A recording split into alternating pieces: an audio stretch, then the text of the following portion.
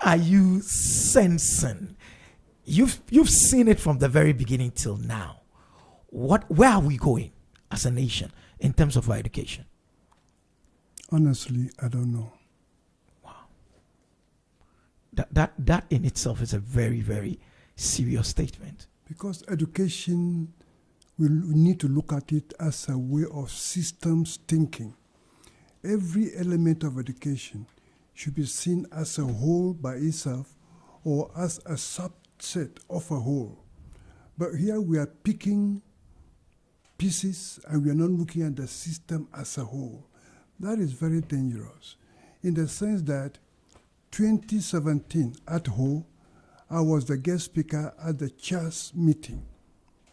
And over there, the then Minister of Education said the president is in a hurry to implement the free senior high school. I say, I beg you, sir, I would like to appeal to the president to ask the nation, to speak to the nation, and ask for one more year delay before implementing the senior high school, free senior high school program. He said the president is in a hurry. I say, when the president hits the wall, let me know. When he hits the wall with his face, let me know. This is at Ho, CHAS meeting, Mauli Auditorium. So we jump into something. 8 years earlier, we asked, the nation asked, how much would this cost? Say, I don't know. 4 years after that, the nation again asked, how much would this cost? Still, the answer was, I don't know. And I just wonder, for the 4 years that have passed, no effort was made to determine how much it will cost. It's sad. And when you look at our so-called free lunch or free feeding program, and I look at what our children eat, and I look at China, Finland, what they eat, serious food, that goes to develop their brains and everything, and they take it seriously. And here we don't seem to take it serious. So personally, I don't think we take education seriously at all. I am somebody who believes in quality education. I'd rather have 100 students who can go invent things rather than 1,000 students. Oh, I've educated 1,000 students. I mean, come on, please. Let's be serious. It's not enough. It's not a question of numbers. And you look at India, you look at China. At the end of every year, there is serious competitive examination to make people decide who is going to go into a university. And it's a serious program. But what do we do here? I really don't know. So seriously, I don't know where we are going for education, but all that I can say is we have messed up our educational system and we need to go back to the old system. Going back to the old system now, how realistic would that be? That would demand so much from whoever would attempt that. You know where you are going is dangerous. You are going to have a crash. Do you keep going? No, you wouldn't. You wouldn't. You stop. You take a serious look at where you are going, the tools you are using, the vehicles, the mechanism you are using. You need to stop. Let's plead with the nation. Nation, give us 2 more years. Let's refine, let's retool, and let's do things differently, because where we have been, where we are headed, is very dangerous. Okay, so what even let's, aside free SHS, which is just a bit of it, which you are saying is worrying because we're not doing the thing holistically. We're picking and then we're moving on. Let's look at from the very beginning and the broad educational system we have as Ghanaians. Post 1957, were we headed in the right direction at independence in terms of our education? At independence, we have a lot of deficit in the system. At independence, all the nationally supported secondary schools in Ghana, as of today, were less than the secondary schools in the Ashanti region, as of today. 73. Look at Kumasi. If Kumasi alone doesn't have more than 50, I'll be lying. So yes, we have a lot of deficit. We have a lot of things Nkrumah set out to do: educate the people, prepare them, develop them, not only Ghanaians, even other citizens from other parts of Africa. So education was a priority. That was number one. Education was serious. We took education seriously. And when I said, let's go back, when I was going to elementary school, we all schools, from basic all the way to university, we start our semester at the same time, we go on vacation at the same time. There is nothing about red, yellow, green. There is nothing about morning session, evening session, afternoon session. Those things were not in the system. We were able to manage it. We can manage anything.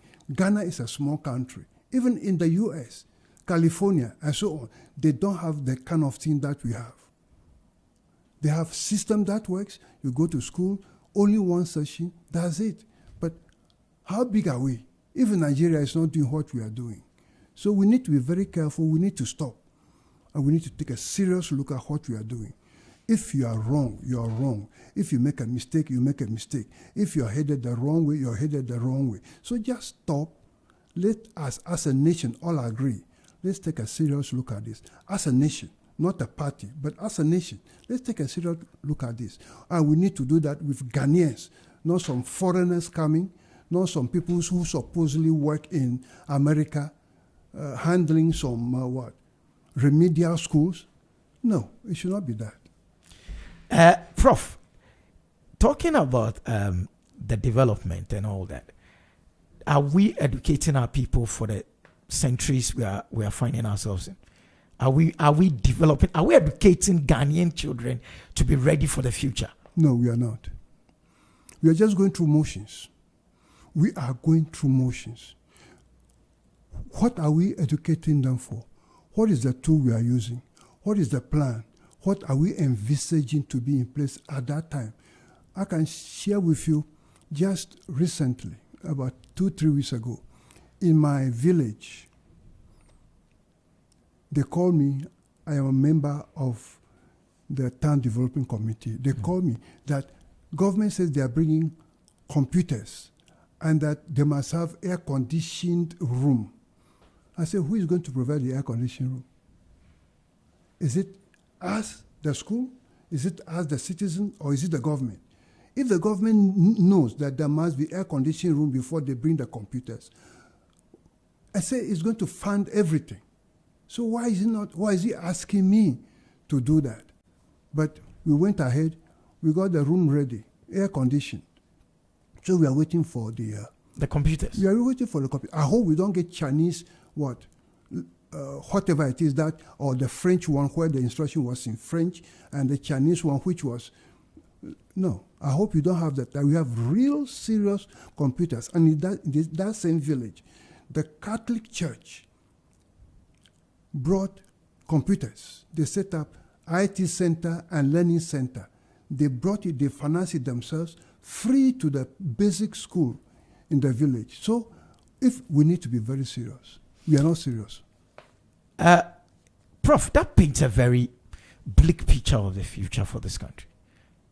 It paints a very bleak picture. It paints a bleak picture, and before we even continue, I want to put education in the proper perspective. Please do. That I see it.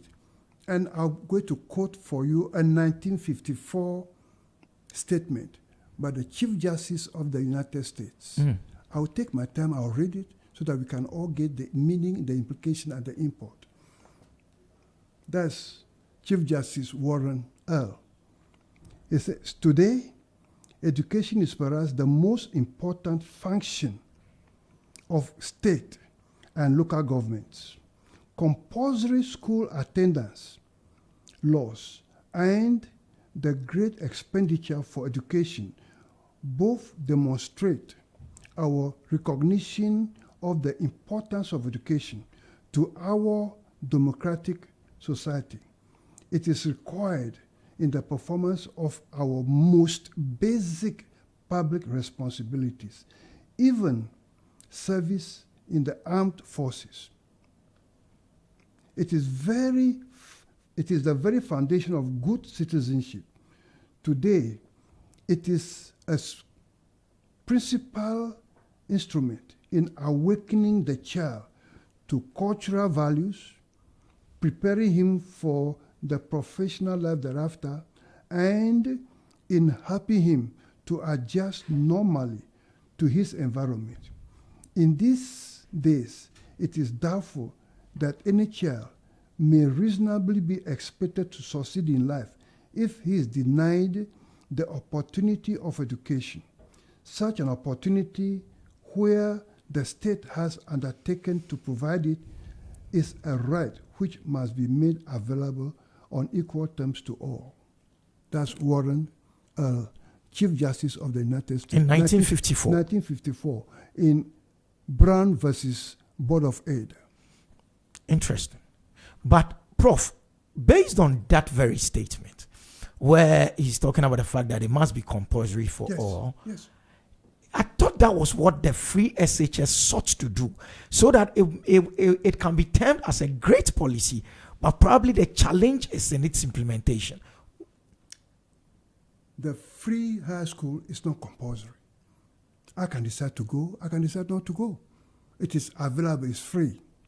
But the issue is, we used to have something we call F-cube. Yes, F-cube, free compulsory universal That basic was education. the word compulsory is there. Here, Okay. It just it is free. Listen, if you look at the statistics and the numbers, government is spending about 1,200, and the parents are spending about 3,500 on that so-called free education. Whether you are in boarding house or you're not in boarding house, whether you are day students and you are close to senior high school or you're not close. If you look at the expenditure that parents are making, I wonder if it is free. In my village, I put some students in some accommodation, and they want everything. Even to clean the floor, they want somebody to clean the floor for them. It just doesn't make sense at all. But Prof, won't you agree that bad as this policy might seem, it still has some positives? No, I'm not saying the policy is It's bad. the implementation. It's the implementation. Fantastic. I think we agree on that. The policy is very fantastic. You see, it is not every. There are times that students need only 50 cedis to buy application form. They don't have it. The parents don't have it. So, hey, if you want to go to school, come. The question is, some of the students come to school under free senior high school. They didn't come to school to study. Nothing. Maybe for the lunch that they get, that's all there is. But they don't come to school to study. It's a problem that I face. I am a member of 5 senior high school boards in Volta region, the southern part. So I know what I'm talking about because I go through it all the time. There are those who say that, listen, to start reforming this, let those who can afford pay. What is your stance on that? Absolutely correct.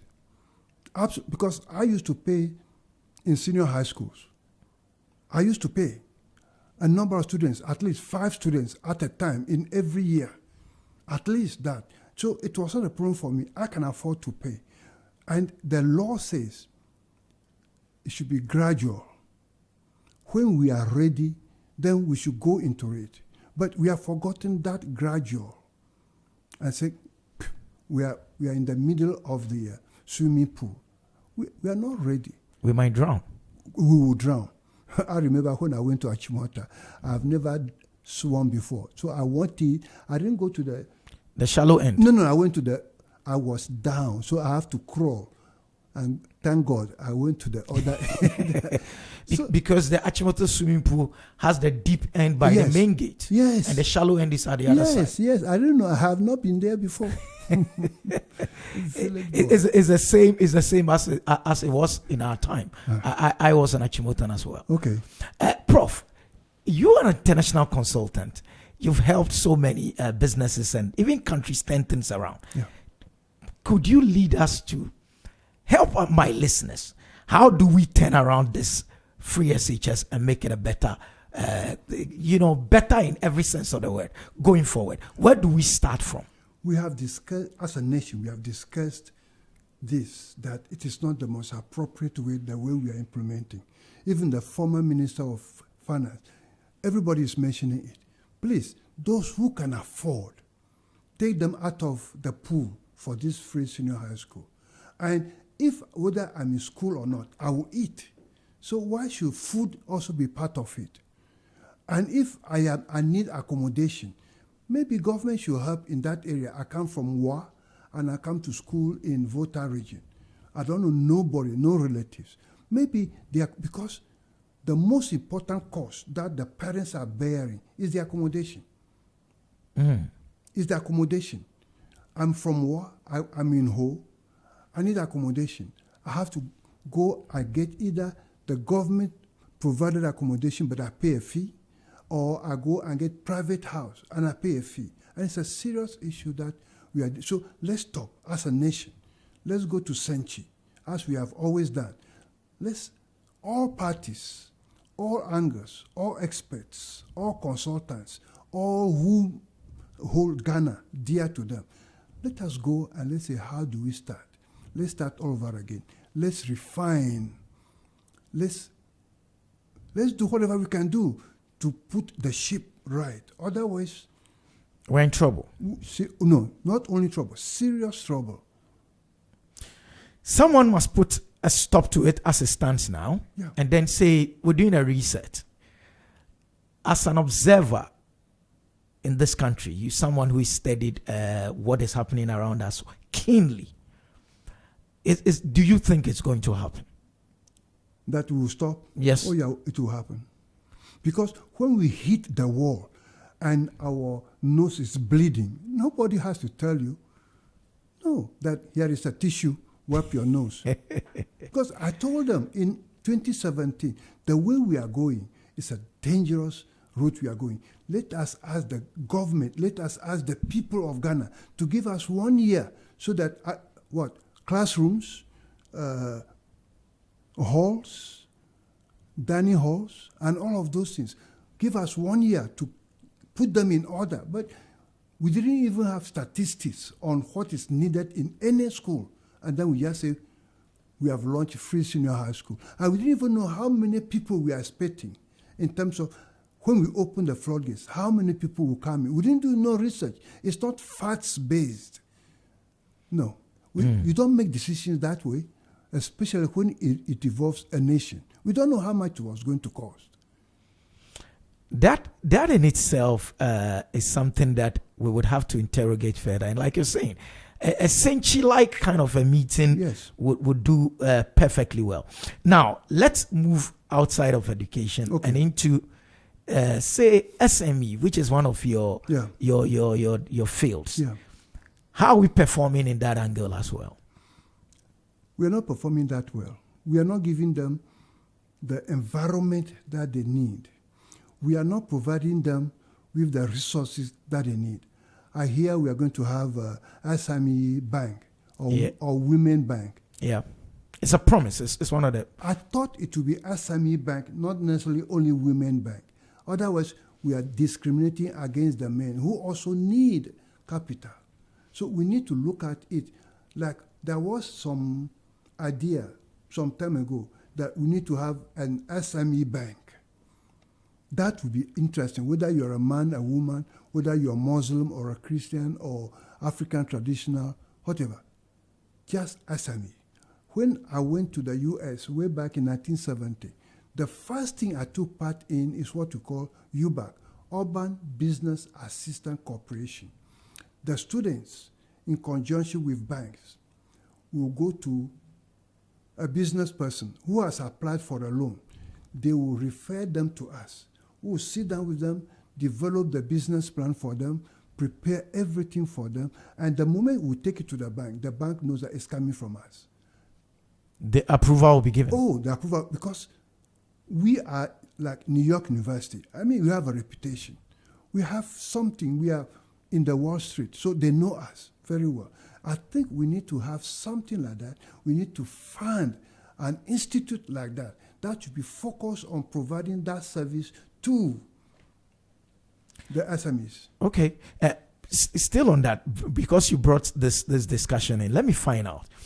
It is clear that there is a gap between academia and industry. Yeah. It is clear. And for you, you sit in at both ends, in industry and also in academia.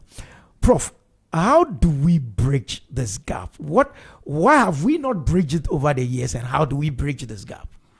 We have brought politics into everything we do. As a nation, we need to focus on patriotism and nationhood, as opposed to partyhood.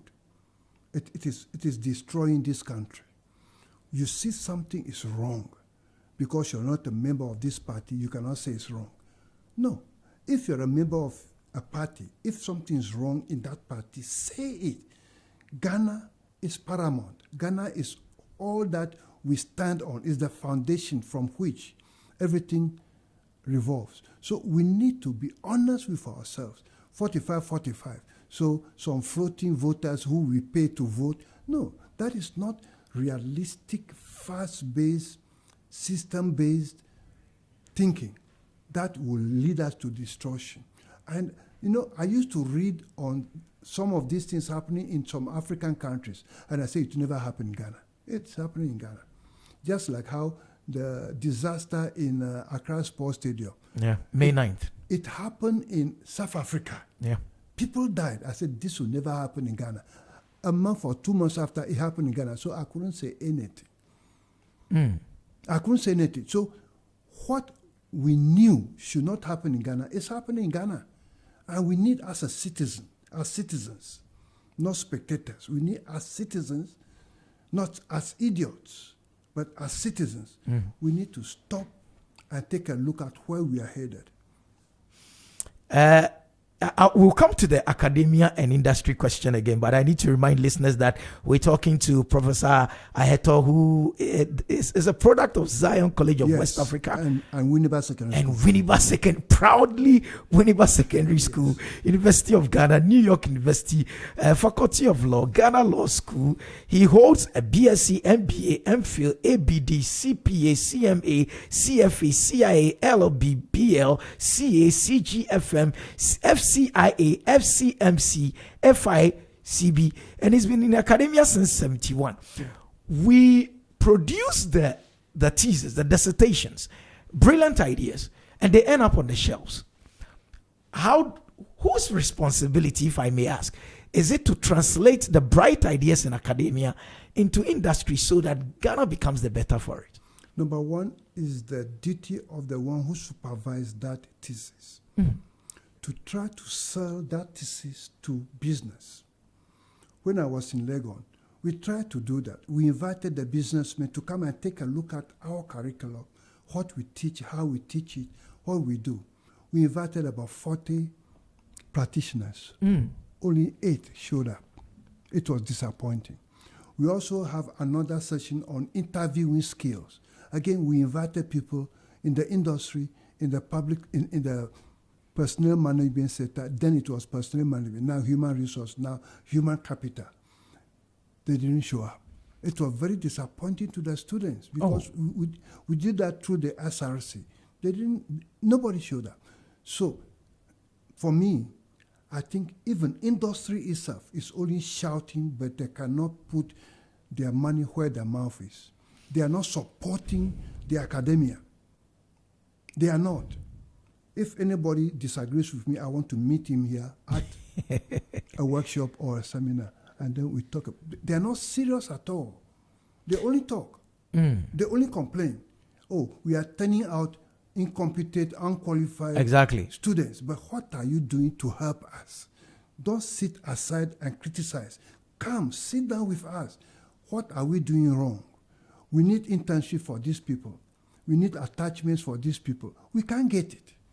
So where are they going to learn how to staple, how to put papers together, how to proofread? We need somebody to give them attachments, internships. You won't get, even if you say free internship, they will not give it to you. I just don't know what is wrong with us. We believe in talking. We're a nation of talkers. Yes. If I may also find out, this tells me therefore that if we have a challenge with academia and industry is not coming, and academia, who is standing to lose more, industry or academia? No, the nation. It's the nation. Because the academia and the industry, they don't think they are losing. But the nation is losing. The nation is losing. Wow. And that's what our focus should be on.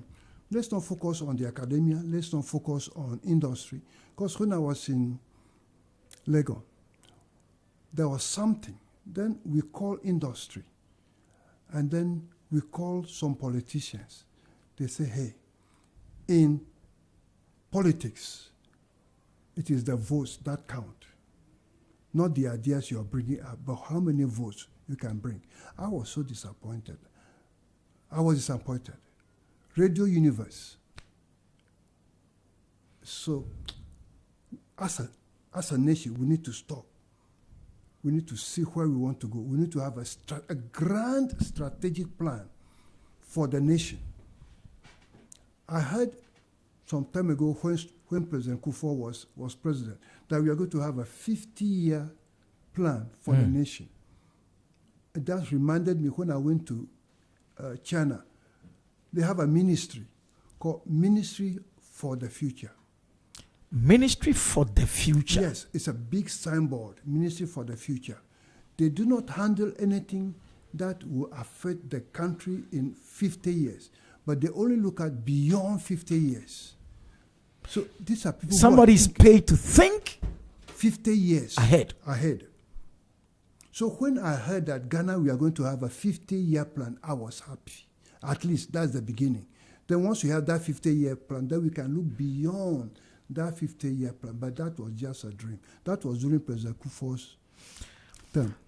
And now the country is being run as per the provisions within the manifestos of whoever wins power. We have a national development planning. Now it's a commission, whether it's an authority. Yes. Now, Prof, what do we do about these two things? I'm sure the national development planning folks have a plan for this nation. And we're still running the nation by the manifestos. How do we marry the two? What do we do as a nation? Because the politician says, when I come to power, whatever is happening there will be taken over and to be run by what we want. So we've come to power, we push aside the technocrats who are in that system, and we are doing what we want to do. But that is not what it was intended to be. It was supposed to set agenda for maybe 50 years. When you come, whatever Ghana wants to do in the 50, you fit into it. The only difference is how you are going to do it. There are so many ways to kill the cat. So how are you going to do it? Let's articulate that. Have your manifesto based upon that, what Ghana wants to do in that 4 years, in that 8 years. But that's not what we want. We have pushed aside the people who, I don't know if anybody is still in that office. I'm sure there are people in that office listening to us this morning, and I'm sure they might have been as frustrated as we are. Are we allocating resources as a nation to the right sectors? In order to come for this session, I did some research on allocation of resources to the education sector. You'll be surprised that we'll allocate 100 cities. At the end, we only spend 40 cities. What happened to the 60? I don't know.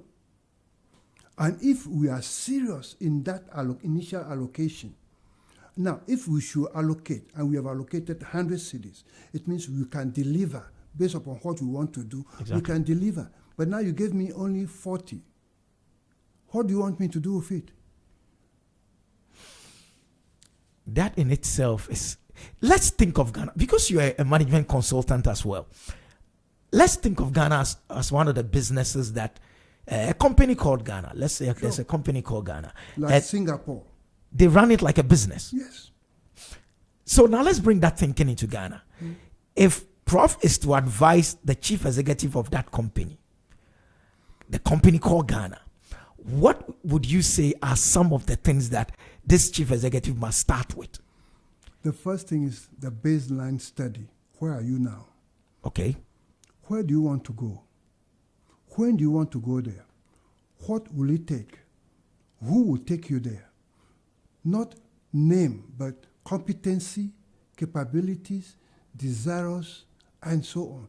Who will take you there? How long will you get there? Those are issues we are dealing with. We used to have venture capital fund. What happened to it? Where is it? It's supposed to. It became a political tool, a political vehicle. Where is it now?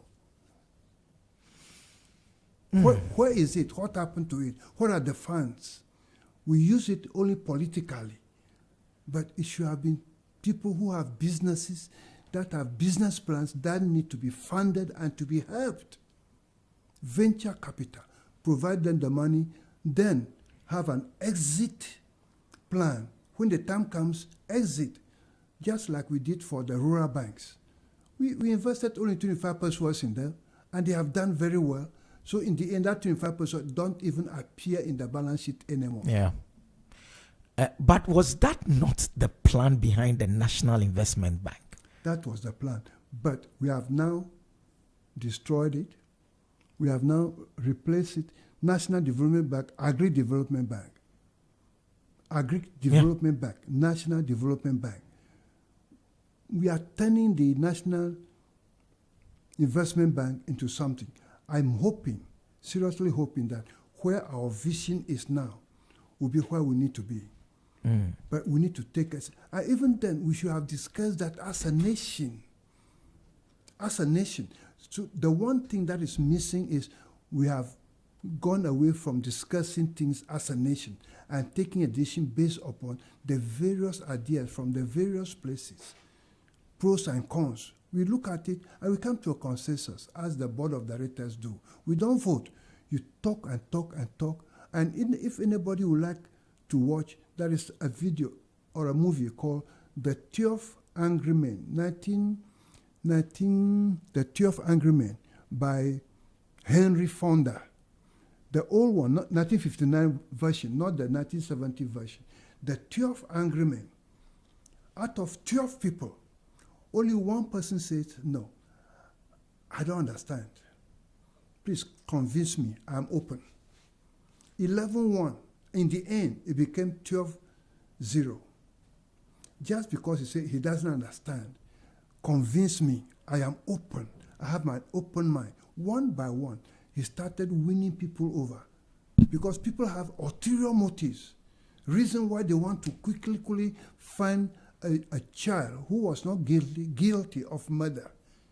The 12 Angry Men. So they were a jury? Yes, it was a jury of 12 people. And the condition in which they were working, there was no heat in the room. It was raining. It was drizzling on them, everything. But they stuck to their grounds until one by one, the hidden ulterior motives were brought out. And if it is brought out, there is nothing else you can do but change your vote. Yeah. But that is one thing we don't do in Ghana. Once you are supporting this, that's it. Whether somebody brought a better idea, much more superior. He's an enemy. He's an enemy. He's trying to destroy my reputation. No, it's not that. When you realize that this person's idea is better than yours, turn around and support that one. Be humble enough to accept. Emotional humility, emotional intelligence, critical thinking, rational thinking, systems thinking. Do all the thinking, put them together. One of the questions you lined up, you enumerated when we're looking at the consultancy of Ghana as a company, is who to take you the human resource. Yeah. You came back. I mean, on my own. That's the basis of my question. Yes. How do we bring all the brilliant Ghanaian minds outside back? You see, when you bring them, they are still expecting America in Ghana. They are still expecting Britain in Ghana. They are still expecting Germany in Ghana.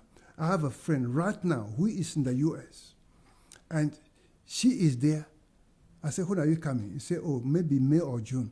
Why? Oh, because my medical examinations that I came here for, some of them are scheduled in June. I said, so that medical examination, you can't get it in Ghana. Is that what you are telling me? University of Ghana Medical Center, you cannot get that in Ghana? There are no private hospitals that can give you that? What kind of examination? Is it brain? Do you have problem with your brain? Or is it heart? We have heart surgeons here. We have brain surgeons here. So what are you talking about? So some people come, but see, they are not here for any good. They're just here, and they're out there. They are bad-mouthing Ghana. But this is our country. This is our country. Afro-Americans are coming, and they're settling. We Ghanaians, we are bad-mouthing the country. It is just so pathetic.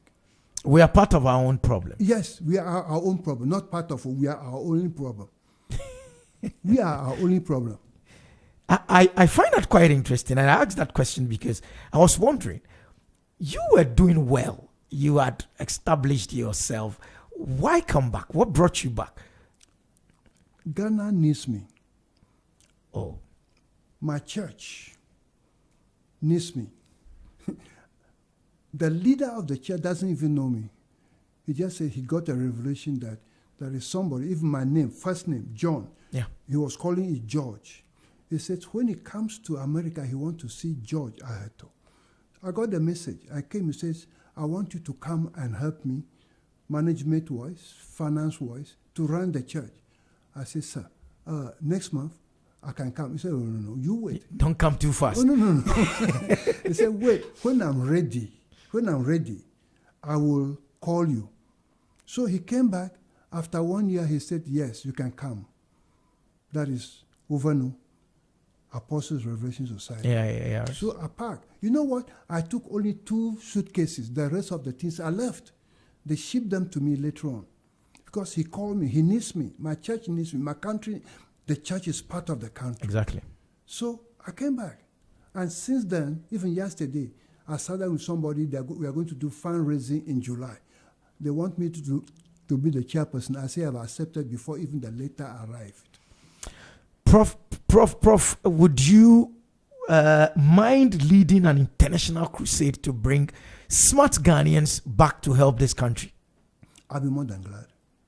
I'll be more than glad, provided the government is serious. Whichever government is in power is serious.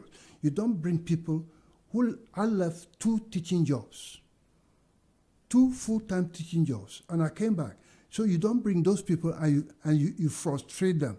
I've been part of some boards where we recruit people from abroad. We made the promises, we can't even deliver on those promises. One of them said, Prof, it's not because you are on this board, I will have taken you to court. I'll drag your name in the mud. Wow. He said, Prof, if you are not the one on this board, I will have dragged everybody in the mud. You supervise my thesis. I say, please, thank you very much. And we have not been able to do well. And we need to be serious. As a nation, we need to be serious. What is in it for me? Somebody saw me and said, John, do you know why you're not this, Because you don't bend the rules. Because I said, what rule am I going to bend? As a lawyer, am I supposed to bend rules? As a finance person, am I supposed to bend rules? I am advising people to invest their last penny. Why should I bend any rule? For me, if I eat 1 meal a day, when I was in Lagos, the students would keep saying, we can't even find 3 square meals a day to eat. I said, you eat 3 times a day? You are serious. So I went to Senegal. So I wanted to taste how it feels like to eat 3 times a day. They'll bring breakfast, and there will be 2 bananas in it. That's all I take, and coffee. They'll bring lunch. They'll take back the breakfast, and again, there will be 2 bananas. I take 2 bananas. So they asked me, don't you eat? I said, yes, I eat 2 bananas a day.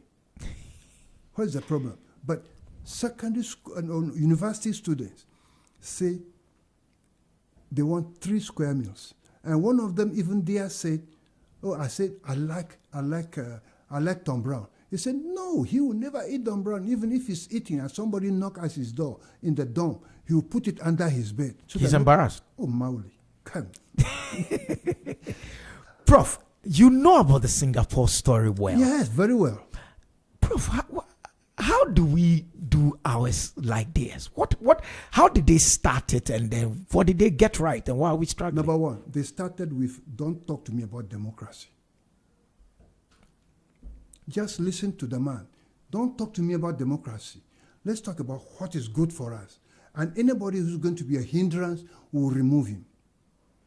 Because there will be people who are hindrances. Because the system that we are going to talk about, it is not going to benefit them. So they would like to stand in the way. So listen to the man, Lee Kuan Yew. Lee Kuan Yew is not a Democrat. He's an autocrat. But Prof, that's a dangerous, even to hear us make this discussion, are we not going to be in trouble? In an era of democratic ideals. Who is democracy working for? In the U.S.? Is it working for them in the U.S.? Somebody tell me, is that what happened when we stormed the Senate? Is that what happened? What are you suggesting? That Africa should what? African personality, African socialism, African personality. Let's design a system that fits us, that will work for us. African personality. Look at the founding fathers of all the African nations. Modibo Keita, Kwame Nkrumah, Tafawa Balewa. You name them. Julius Nyerere. Senghor. You name them. They were people who were not greedy, who were concerned about their country, developing their country, about their people. But here we are now, everybody's, what is in it for me? What is in it for me? You go to an office to do something, they say, oh, we can't find the file. You go back, you come back. You go, and then they will not be finding the file, but somebody say, please drop some envelope and see if the file will not appear tomorrow. And the file will appear tomorrow. I mean, this is a system. We need to do research into corruption in Ghana. Seriously. Petty corruption, not the grand ones, so petty ones. That's where we start from. Let's get rid of the petty ones. Then they started going, was it because they went into industry that Singapore has become what it's become? Yes, industry. Industrialization, not buy and sell. Nkrumah had import substitution, self-sufficiency. Look at the things we used to produce in Ghana then. Look at it. It's a national issue. Nails, we are producing nails. Shoes, we are producing nails. Akasanoma, I still have 6 of them. Oh, wow. Those radios. Akasanoma, I have them, 6 of them. SIM car, Kowu Motors, my uncle had a SIM car. So, you see, we must know what we want. We have sold all our state-owned enterprises. We listen to people who come, some small boys who come and to tell us what they want us to do, and we just fall for it. We don't look at, is this in the national interest? When you sold those things, what happened to the employees? Yes, when we had independence, the initial investment should be done by the state. Let the state prove. Let them demonstrate. Look at GIHOC. Look at GIHOC. Look at the various organizations within GIHOC, under GIHOC. What is happening to GIHOC? What are they? We sold everything. Mankwaji, fisheries, state farms, workers' brigade. What are those things? Let's bring up just state farms and workers' brigade. Let's bring up state farms and workers' brigade. Let's bring up those two and see how many youth. Let's mechanize it. Let's give them interest-free loans like Gaddafi wanted to do. Let's dam from the voter all the way to wherever we want to, both up and off. Wow. I mean, I'm just finding this conversation quite interesting because it seems to me that if we started with industrialization and all the GIHOCs and the rest, that's all. What actually, how did we miss our way? What happened to us? Because if they started, I recall, I'm not that, so in the 80s, I still recall that there was the Mankwazi and the rest. Sure. So what happened? When we got rid of Nkrumah, everything he stood for was therefore negative. It has to be destroyed. And we listened. We didn't say, wait a minute. Whose interests are we serving? Are these people serving our interests? Nkrumah went and borrowed money to put up Akosobo Dam. Nkrumah, a socialist, went to a capitalist and borrowed money, 30 million, to put up Akosobo Dam. He had a plan. Or he had a plan. Because a lender will only lend to you based upon your business plan. Can you afford to pay? Let it reflect realistically. That's all. But we let it go. Varco. Listeners, we are talking to Professor Aheto, an eminent Ghanaian accountant, internal auditor, financial expert, management expert, and the list goes on and on and on. We'll pick a spot of music. When we come back, we'll continue the conversation with Professor Aheto. It's getting very interesting. This is still Z in the Morning, right here on Z101.9 FM.